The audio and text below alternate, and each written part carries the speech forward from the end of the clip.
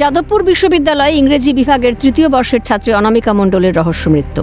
ময়নাতদন্তের জন্য নিয়ে যাওয়া হয় কাঁটাপুকুর মর্গে। জলে ডুবে মৃত্যু বলেই জানা যাচ্ছে ময়নাতদন্তের প্রাথমিক রিপোর্টে। ইতিমধ্যে তদন্তে নেমেছে যাদবপুর থানার পুলিশ আধিকারিকরা। ময়নাতদন্তের ভিডিওগ্রাফি করা হয়েছে বলেই খবর সূত্রের।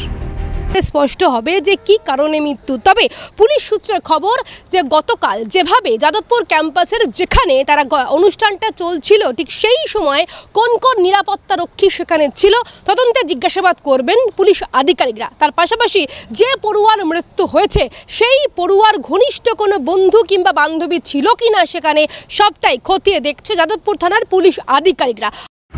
ময়নাতদন্তের পর পড়ুয়ার দেহ নিয়ে বাড়ির উদ্দেশ্যে রওনা দেন আত্মীয় পরিজনরা।